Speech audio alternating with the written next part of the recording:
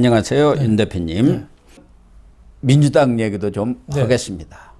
이재명 민주당 대표와 김만배 화천대유 대주주 대장동 사건의 주범 김만배와는 한 몸처럼 움직였다는 그러한 증거들이 정황들이 곳곳에서 나타납니다마는, 그러나 이재명은 물론이고 김만배조차 입을 딱 다물어 버리니까 그에 대한 직접적인 증거들이 안 나와가지고 결국은 아직까지 이재명 대표가 저렇게 큰 소리를 떵떵 치고 있는 것 아니겠습니까? 그렇죠.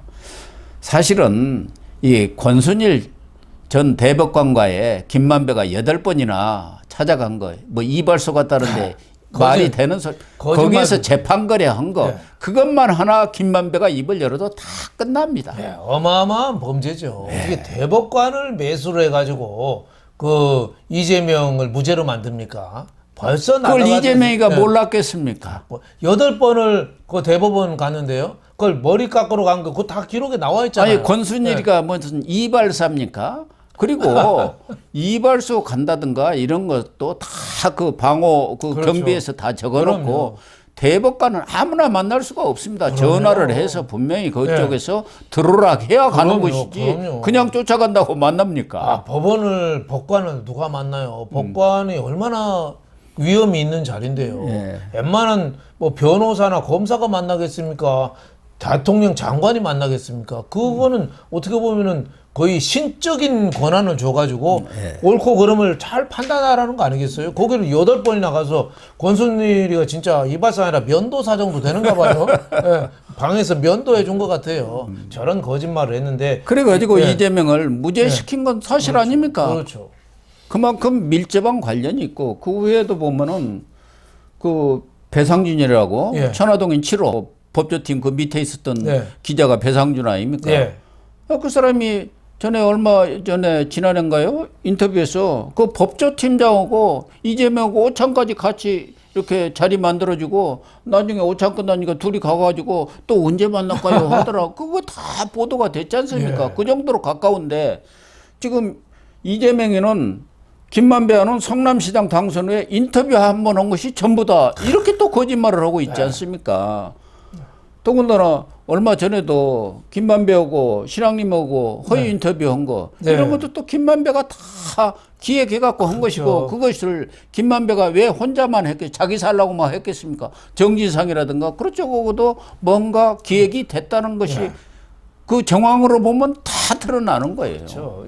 이재명하고 김만배의 공통점은 교활하다는 거죠. 맞아요. 거짓말을 너무 많이 하는데. 밥 먹듯이. 그렇죠. 지금 나온 것도 그렇잖아요. 지난 대선 경선 때 이재명 캠프에서 대장동 Q&A 문건을 내놨잖아요. 언론에 배포했거든요. 근데 거기에 김만배가 관여해서 만들었다는 거예요, 지금. 여태까지는 따로 한 건데, 그러니까 김만배가 선거대책본부장을 한 거예요. 그러네요. 선거대책 본부장과 이재명하고 한 몸이 돼가지고 그게 이번에 그 정황으로 드러났죠. 이재명 캠프에서 배포한 게 2021년 9월 22일이거든요. 그때 왜 그 이낙연하고 치열하게 그 경선 붙고 할 때죠. 그때가. 그렇죠. 대장동 문제가 터지니까 이것에 대해서 Q&A라고 우리가 이렇게 큰 성과를 냈습니다. 그 얘기를 한 거거든요. 그렇죠. 의원들한테 다 배포되고 언론한테도 배포됐었어요. 대장동 나는 죄가 없다. 그런 내용이죠. A4 용지에 56쪽. 어떻게 보면 책이 한 권이죠. 56쪽이나 되는 자료인데 거기에 성남시가 돈 떼먹은 게 아니라 5,503억 원이라는 돈을 민간 사업자로부터 환수했다. 당군 이래 최대 업적이다. 이런 내용을 A4 용지 56쪽 책 한 권을 만들어 가지고 언론사나 뭐 다 배포한 거예요. 그래서 어떻게 보면 분위기를 좀 바꾸는데 좀 공헌을 했죠. 근데 지금 보니까 이게 김만배 쪽에서 만들어준 거다. 김만배 작품이라는 그렇죠. 그게 나오는 거죠. 어떻게 된 거예요? 그러니까 지금 그 남욱 그 천화동인 4호 소유주 있잖아요. 남욱 변호사. 그게 그때 그 당시에 미국으로 도망갔을 때였어요. 맞아요. 미국으로. 그러니까 그것도 김만배가 가락이 갖고 간 거예요. 또 허둥지둥 도망갔죠. 근데 남욱 측근 이모 씨가 있는데 이 사람이 그 이 자료를 이 가공해서 만들었대요. 이 자료를 누구한테 받았느냐? 정민용이라고 성남 도시개발공사 전략사업팀 실장하던 사람이 있습니다. 정민용. 이 변호사죠, 이 사람. 예, 정민용 변호사한테 나무기가 꽂은 사람인가? 그렇죠. 예. 정민용 변호사한테 좀 자료를 달라. 거기에 뭐 우선주, 배당 뭐 여러 가지 복잡한 전문 용어 나오는 그런 자료를 잔뜩 받았대요. 그래서 이 남욱 측근 이모 씨가 정민용한테 자료를 받아서 문서를 작성해서 그걸 USB에 담아서 최우양한테 전달했대요. 최우양이 누굽니까? 그 헬멧맨이라고 김만배 저 출소 올 때. 예, 감옥 나올 때 오토바이 헬멧 쓰고 맞아요. 김만배 뒤에 태우고 도망간 놈이에요. 그게 헬멧맨이라고 그렇죠. 그랬죠. 그것도 뭐 주먹 세계에서 좀 있던 친구인데 네, 그렇죠. 거기 어떻게 보면 김만배 돈 관리도 하고 네. 그 최우양한테 전달했다는 거예요. 그래서 이 최우양이 또 누구한테 갔겠어요? 그러니까 김만배한테 간 거죠. 그러니까 김만배가 이 정민용, 이 남욱 측근을 시켜가지고 그 자료를 USB에 담은 거를 이재명 캠프에 지금 전달한 거 아니냐. 그 내용이 그때 그 정민용하고 남욱 측근이 만든 자료랑 이재명 캠프에서 만든 자료 거의 똑같다는 거예요. 예, 그러니까 그 수사가 지금 서울중앙지검 강백신 그 반부패 수사 1부장 거기서 대선 개입 그 여부 조작 수사 이거 하는 데서 이게 나온 겁니다. 네. 그러니까 지금 강백신 네. 반부패 일부장이 네. 이 신앙님 김만배 그 네. 허위 보도 네. 이 부분도 수사를 지금 하고 있는 것이고 그런 과정 속에서 이번에 네. 대장동 사업 그 Q&A 문건 이것도 지금 수사를 해 보니까 네. 김만배 쪽에서 밑자료를 만든 거겠죠. 그렇죠. 그걸 이제 민주당한테 넘긴 것 아니겠습니까? 김만배를 통해서 그렇죠. 이제 그걸 이모 씨가 만들었고 남욱 측근이 그렇다고 봐야죠. 그렇죠. 그걸 이제 가공을 민주당에서 해가지고 배포를 한 거란 말이에요. 의원들한테도 하고 언론한테 해가지고 이렇게 내가 큰 업적을 거뒀다. 네. 그렇다고 본다면은 김만배와 이재명은 정말 뗄래야 뗄 수 없는 한 몸처럼 움직였다는 게 지금 정황 증거로 다 나오는 것 아니겠습니까? 네.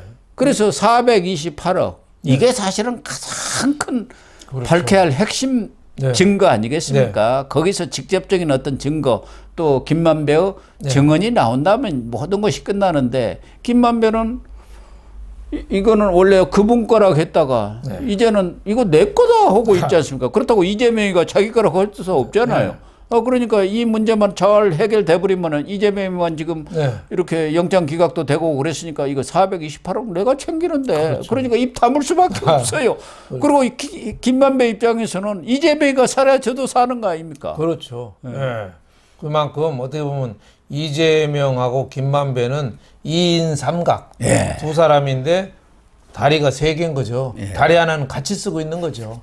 이만큼 속된 말로 하면 한패라는 얘기죠. 대장동을 주모자 한패라는 얘기죠. 지금까지 나온 얘기는. 그래서 지금 검찰이 김만배가 어떻게 그 민주당 대선 캠프에 전달을 이재명 캠프에 전달했느냐 요거를 지금 추적하고 있는 거죠. 그러니까 김만배의 그런 역할이랄까 이런 것들을 지금 심도 있게 추적을 하는데 검찰 수사에서 늘 아쉬운 것은 이 정황들은 많단 말이에요. 누가 보더라도 그랬을 거라고 다 추측이 되는데 재판이라든가 영장을 이 기각하느냐 인용하느냐는 판사들은 직접적인 증거를 내놔라. 그렇죠. 정황 증거, 전문 증거만 가지고는 안 되겠다 그거 아닙니까? 그렇죠. 검찰이 밝혀야 할 것은 직접적인 증거를 찾아내는 건데 그렇죠. 그게 없다 보니까 영장도 기각되고 우리 시청자들이라든가 국민들 입장에서는 이재명이 다 구속되는지 알았는데 지금 펄펄 살아가지고 오히려 더 큰 소리 치고 다니는 게 상실감들이 커요. 그렇죠. 검찰이 그걸 확실히 잡아내야죠. 왜 못하는지 모르겠어요. 지금 나라 걱정을 하시는 많은 우리 시청자 여러분들도 이재명 하나 못 잡아놓냐. 누가 봐도 진짜 파렴치범이고 있을 수 없는 그런 어떻게 보면 참 흉악범 비슷한 사람인데 왜 그거 하나 못 잡아놓냐. 여기에 대해서 어떻게 보면 지금 실망을 좀 많이 하고 있는 거죠. 그렇습니다. 지금 새 정부 들어와서 새로 수사를 시작한 지도 벌써 1년이 넘었거든요. 이제는 좀 더 구체적이고 실질적인 게 나와서 좀 속도를 좀 내야 될 단계가 아닌가 이렇게 좀 생각이 됩니다. 과거 조국 수사라든가 박근혜 전 대통령 수사 또 이명박 전 대통령 수사 이런 것들은 한 3, 4개월, 4, 5개월 만에 모든 전모를 다 파악해갖고 그렇죠. 딱 구속을 시켰지 않습니까?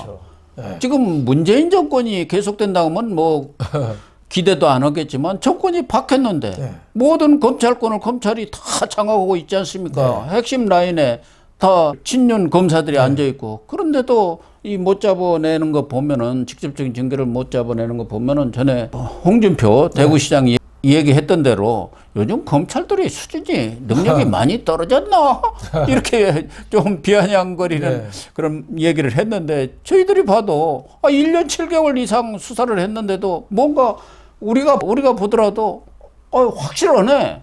이게 지금 없지 않습니까? 그렇죠. 이거를 완전히 법적으로 고리를 딱 매듭지 않으면 오히려 그 사악한 무리를 없앨 때, 독버섯을 없앨 때 설 제거를 하면은 오히려 독버섯이 더 나중에 커져요. 물려 죽습니다. 맹수도 마찬가지고요. 그렇죠. 그러니까 이재명이라는 어떻게 보면 악의 뿌리에 지금 내성을 자꾸 키워줄 수도 있다. 그런 면에서 굉장히 좀 불안한 측면이 있는데 지금 뭐 범죄가 한 10개 되는데 마지막까지 좀 스포트를 해가지고 완전히 좀 아야 소리도 못하는 그런 증거로 재판에 좀 임해야겠습니다. 검찰이 좀 더 분발해 주실 것을 촉구를 합니다.